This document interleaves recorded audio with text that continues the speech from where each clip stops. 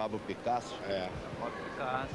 É cubismo, não é isso? Assim como ele consegue juntar uma forma certa, ele consegue deformar, né, Pedro?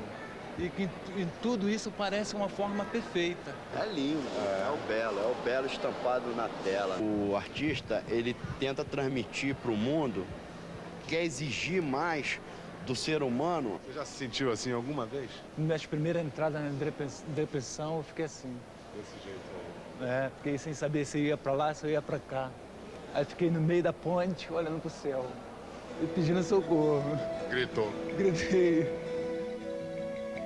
Entre as grandes escolas da arte, esses dois visitantes da Bienal também são herdeiros de uma tradição, a de criadores formados num território onde não há fronteira entre a vida e a arte. É o terreno das imagens do inconsciente, expressão criada pela doutora Nise da Silveira, pioneira no uso da prática artística para o tratamento da loucura. É o manicômio, onde, refugiado numa cela forte, Arthur Bispo do Rosário reconstruiu o mundo numa obra hoje consagrada internacionalmente como arte genial. Em 1980, o Fantástico descobriu o Bispo no inferno, que era então a colônia Juliano Moreira, no Rio. O mais incrível é que Bispo nunca teve o menor apoio de ninguém na colônia para fazer esse trabalho. Até mesmo a linha para os bordados, ele é obrigado a conseguir desfiando pedaços de pano velho.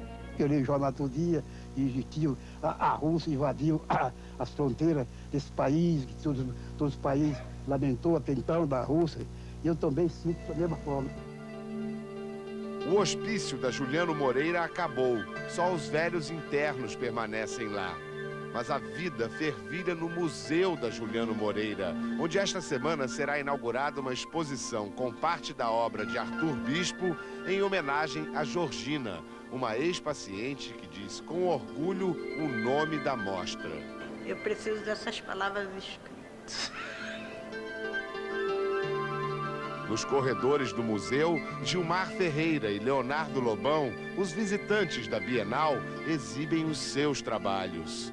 Nos quadros de Gilmar se repetem os motivos e mitos de fertilidade e luz. Por quê? O nome desse aqui é a Grande Chocada, porque a tartaruga acaba de chocar vários ovinhos e segue para o mar. A arte de Leonardo retrata a rotina dos internos. Sonolentos no pátio. Através de sedativo, eles se jogam pelo chão, se largam no chão, sob o efeito do remédio muito forte, né? Vamos ver qual é o próximo animal em extinção da exposição. Esse aqui? Também é? Não, mas isso não é um bicho. Não, mas é minha mãe. É uma homenagem a todas as boas mães que estão em extinção. Uma boa mãe é uma espécie em extinção. Uma boa mãe é uma espécie em extinção. Mãe morta. Eu retratei... Essa é a mãe que está em extinção, né, Pedro? Que expressão, rapaz. O paciente, pode ver em estado de crise, no caso aqui, né? O paciente bem parecendo agressivo. Além de pintar e sobreviver com a venda de seus quadros, Gilmar e Leonardo dão aulas para outros pacientes. Chiquinho, que pinta as estradas da colônia. Eu faço um pedaço da estrada, o começo, e depois faço o fim. Mudando sempre aqui dentro, né? Ismael, fascinado pelo abstrato. De onde vêm essas paisagens? Eu que fiz. Sim, mas você tirou da onde isso? Daqui. Altair, que não ouve nem fala, mas pinta o sonho da liberdade. A Maraci, que trabalha compulsivamente. Ele trabalha muito rápido e trabalha muito bem. E Moacir, que faz colagens à espera da visita de parentes que não aparecem há mais de 30 anos. A cor que o senhor mais gosta? Roxo. Roxo? A cor da saudade, né? O roxo é a cor da saudade? Saudade de quê?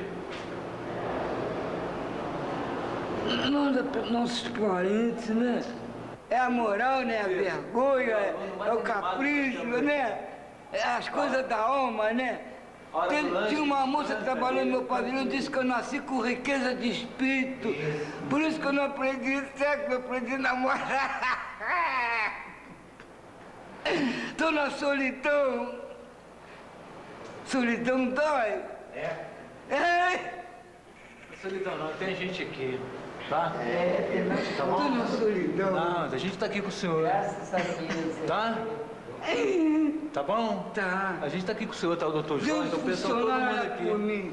Então, Tenho um estamos aqui. sobrinho que há quase 30 anos me vizinho. Mas ele vai ver o senhor, ele vai vir procurar o senhor, com a força de Deus. A senhora dele teve neném, não trouxe neném pra me ver. Ele vai O procurar garoto o vai senhor. fazer 9 anos. Ele vai vir procurar o senhor. Meu sobrinho pai, não gosta de vir ao hospital. Tá? Ninguém gosta de vir aqui, mas aqui tem uma realidade que todo mundo tem que conhecer melhor.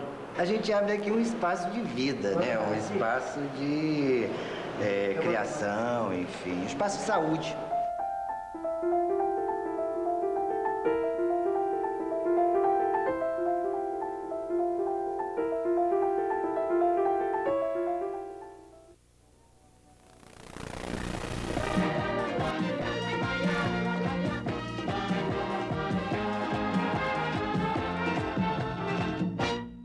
Andei por todos os jardins. O que você vai ver agora são cenas impressionantes que você talvez jamais esqueça.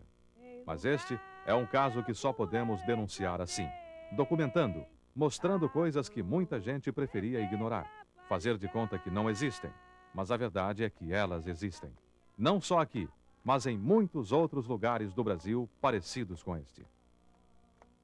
Estamos entrando na colônia Juliano Moreira, a cidade dos rejeitados em Jacarepaguá, no Rio. Um lugar onde há mais de 10 anos nenhum jornalista consegue entrar e que nunca foi mostrado pelas câmeras de TV. Durante 5 dias, o repórter Samuel Weiner Filho e o cinegrafista Johnson Gouveia, do Fantástico, percorreram toda a colônia Juliano Moreira. Um lugar onde vivem 3.007 doentes mentais, 3.007 homens e mulheres que há 20, 30, 40 anos estão esquecidos, abandonados por parentes e amigos. Gente que vive em condições que nem sempre são dignas de um ser humano. Ó, vocês têm que mandar a gente embora, é isso que vocês têm que fazer, não é tirar retrato nosso não, pra que isso?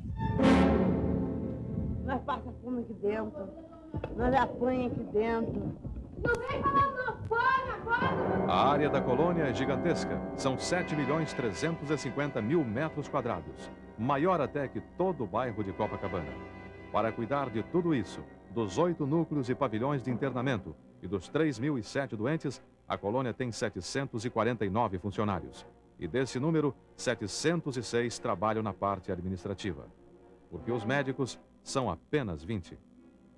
As próprias estatísticas do Ministério da Saúde mostram que a colônia, para funcionar bem, precisa ter, pelo menos, 3.115 funcionários. Mas desde 1969, ninguém é contratado para trabalhar aqui. Esta semana, o diretor da Divisão Nacional de Saúde Mental reconheceu que os médicos que cuidam dos doentes mentais não têm nenhum estímulo para trabalhar em hospitais do governo. E quase sempre não gostam dos programas de tratamento que são utilizados nesses hospitais. Esses problemas não são novos. Eles existem praticamente desde que a colônia foi fundada em 1924. E foram se tornando cada vez mais graves, a ponto de a colônia ficar com a fama de depósito de loucos, uma espécie de casa de horrores, de onde ninguém sai vivo. E esta fama não está muito longe da verdade.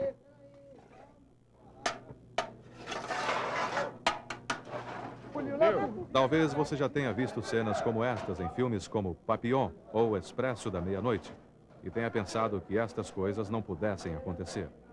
Que seres humanos conseguissem viver assim. São pouquíssimos os pacientes que podem usar uma colher para comer. A grande maioria tem mesmo de comer com as mãos. Um mundo terrível, que talvez só seja mais terrível, mais assustador que a própria doença mental que aprisiona todos esses homens. Agora vamos sobrevoar alguns pavilhões da colônia. As condições dos prédios são muito ruins. Este é o pavilhão Sampaio Correia de geriatria feminina.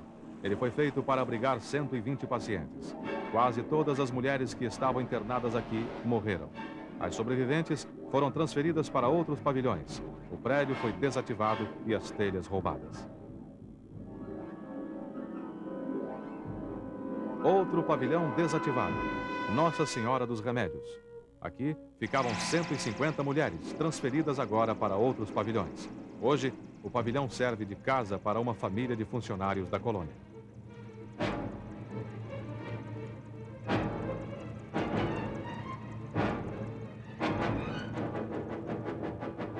Uma imagem que parece com a dos antigos campos de concentração nazista. Este pavilhão tem uma história muito triste. Aqui, até 1964, eram feitas operações de lobotomia em alguns pacientes da colônia Juliano Moreira. A lobotomia, que hoje é condenada por médicos do mundo inteiro, é uma operação que corta alguns nervos de ligação do cérebro. Uma operação que transforma homens em verdadeiros robôs. Hoje, o pavilhão está desativado, mas muitos doentes que sofreram a lobotomia ainda estão na colônia.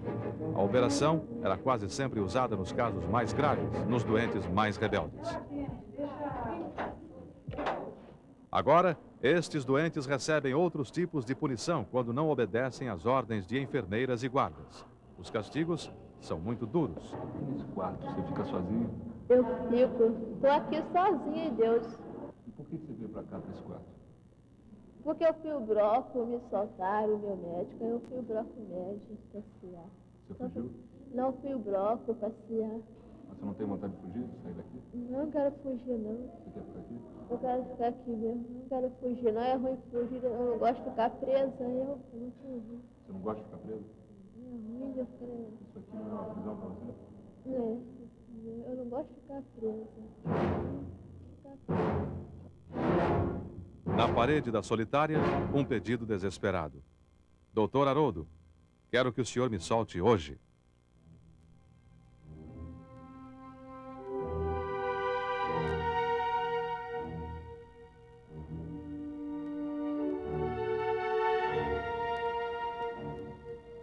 Foi por não concordar com esses métodos de punição, com castigos tão violentos em seres humanos, que o psiquiatra Francisco José Roma Paulgarden abandonou a colônia Juliano Moreira.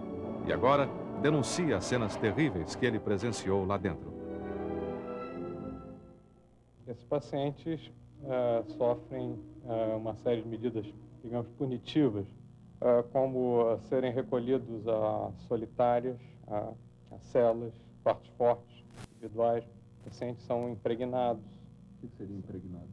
Pacientes impregnados são pacientes que recebem doses elevadas de medicamento neurolético, medicamento antipsicótico, com o objetivo de provocar o aparecimento de efeitos colaterais desse medicamento, efeitos colaterais esses que são extremamente desagradáveis para o paciente. O eletrochoque era frequente também? Muitíssimo frequente e administrado não com características terapêuticas, mas administrado com características punitivas do paciente. O que isso pode acarretar ao paciente? Um eletrochoque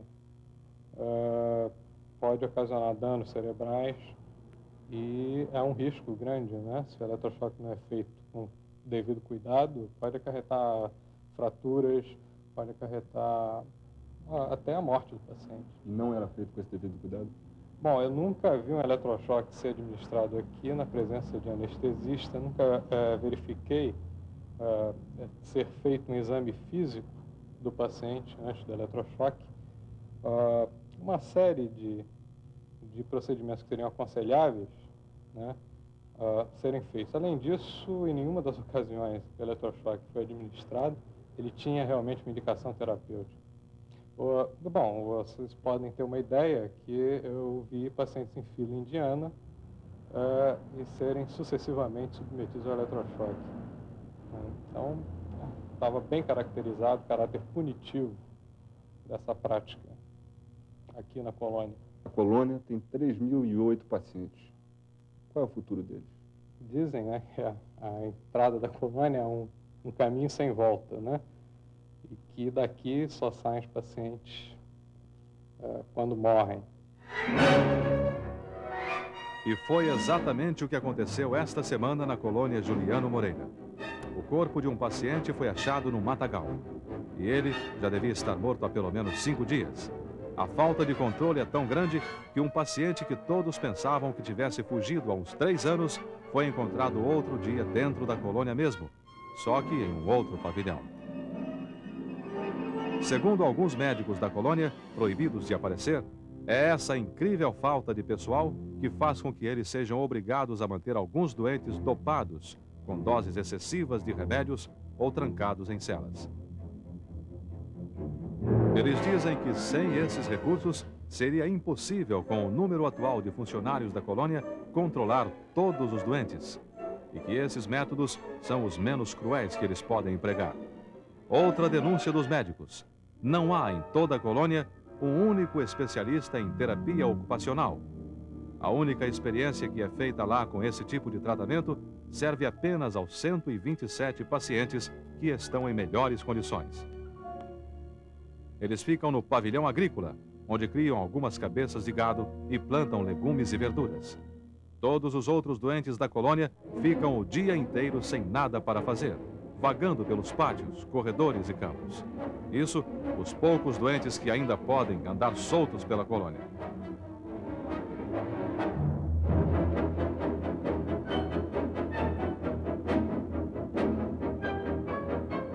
Mas a grande maioria dos internos da Juliano Moreira fica presa em celas como esta, que você vai ver agora. Sim, pode parecer absurdo, impossível, cruel demais para ser verdade, mas em celas como esta.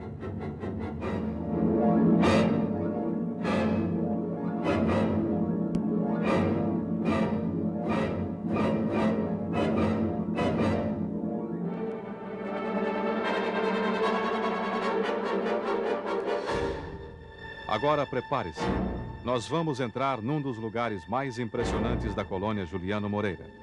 São imagens muito fortes, mas é importante, fundamental mesmo, que todos vejam o que acontece por trás destas portas.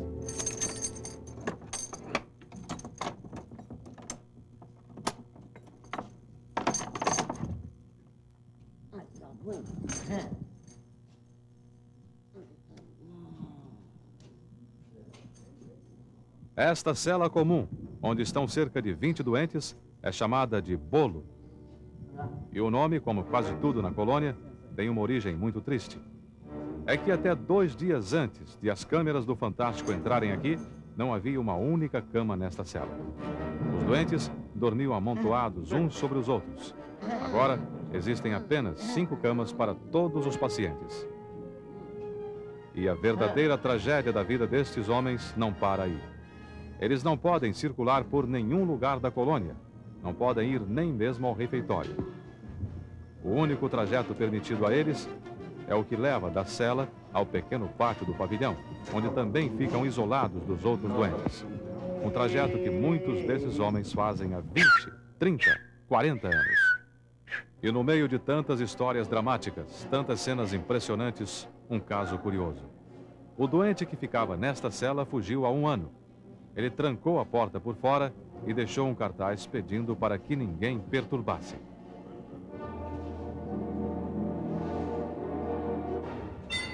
Este é um homem conhecido em toda a colônia. Ele é chamado de Bispo por causa das mensagens espirituais que diz receber. Bispo já está internado na Juliano Moreira há 40 anos. E nesse tempo todo, ele bordou cuidadosamente mais de 100 faixas com nomes de ruas do Rio e com fatos que aconteceram pelo mundo durante todos esses anos. O mais incrível é que Bispo nunca teve o menor apoio de ninguém na colônia para fazer esse trabalho.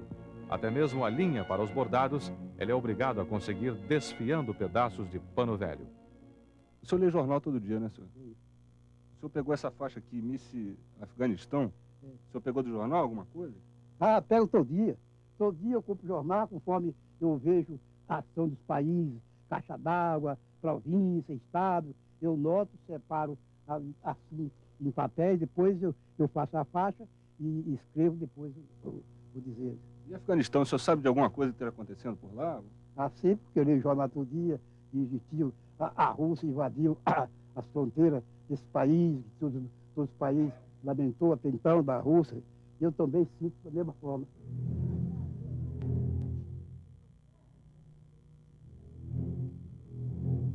Agora, vamos entrar em outro lado da colônia.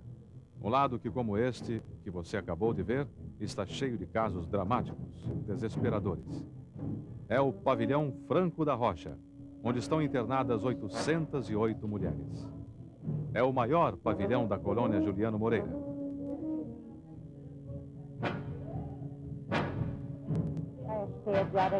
A grande, a imensa maioria das mulheres que estão aqui trabalhava antes como empregada doméstica. Neste pavilhão ficam também as pacientes que cometeram algum crime e foram condenadas pela justiça a cumprir a pena aqui. Elas ficam isoladas em solitárias e não podem ir a nenhum lugar da colônia, nem ao pátio, nem ao refeitório.